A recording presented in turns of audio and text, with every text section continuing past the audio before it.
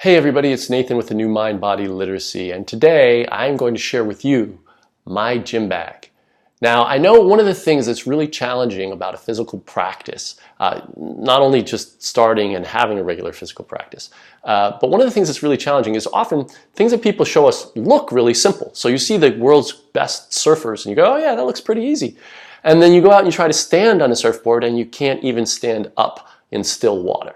So sometimes these tips seem very simple, but there's a deeper meaning and a deeper skill set below. So that said, here is my gym bag. Please don't get too excited, but it's a bag I've used for a really long time. I really like it. I haven't wanted to part with it even as it's gotten older.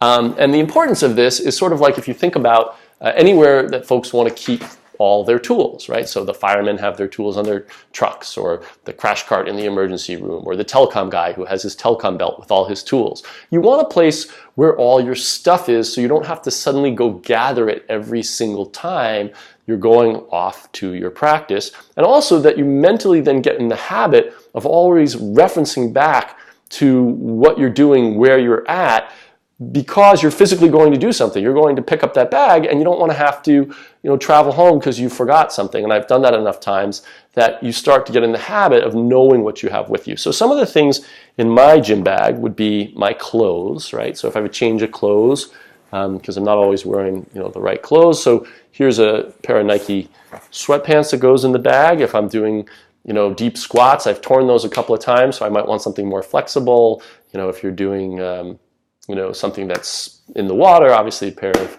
swimming trunks. If you're doing heated yoga, that day or for a week or something, throw yourself a yogi toes or some towels in there. You'll want to have whatever footwear, obviously, if you're going to a dance class, if you're going to, if you're doing martial arts and you have equipment right there along with your bag.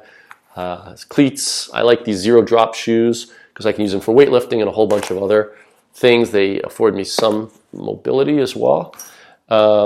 Definitely going to need, as we get more into programming, because this is really what this is, it's sort of the very first step of programming. And programming is, for a very sort of broad definition, thinking about how you're going to organize and plan what you're going to do. So that can be as simple as just get out for a walk in the afternoon. It can be as complex as a professional athlete using a periodized schedule and trying to do 2 workouts a day, right? So, but you're going to need at some point a log. If you are using a more formulaic programming method, you want to keep track of reps or sets.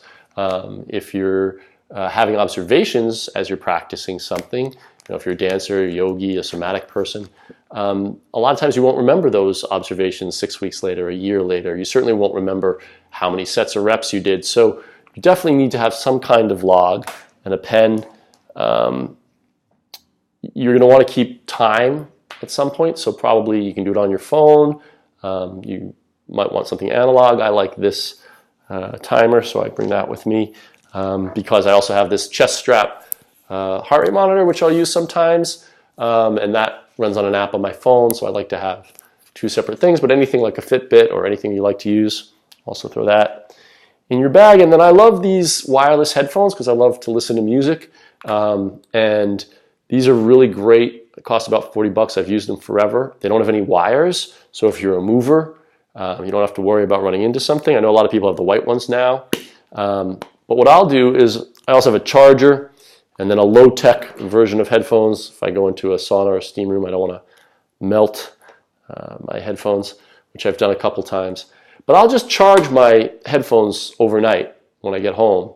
And then the first thing in the morning, I just get up, take my charged headphones, throw them in my bag, zip the bag, throw the bag in the car, and then I know I'm ready for practice. I'm ready for training, right? And whether I get distracted or something comes up or I'm rushing out of the house, I know my stuff is there and I can think through, okay, what am I doing today? Oh yeah, okay, what's in the bag? And it just becomes a mental and a visual cue for getting things done. And one of the things we'll talk about maybe in another video is the way in which a lot of the tricks, skills, habits, goals that you want to accomplish are really the accumulation of very little steps. And it's a good thing to get in the habit of really appreciating the small steps. So get yourself a bag, or if you already have a bag, go through it and maybe upgrade, whatever you need for what your practice is like today.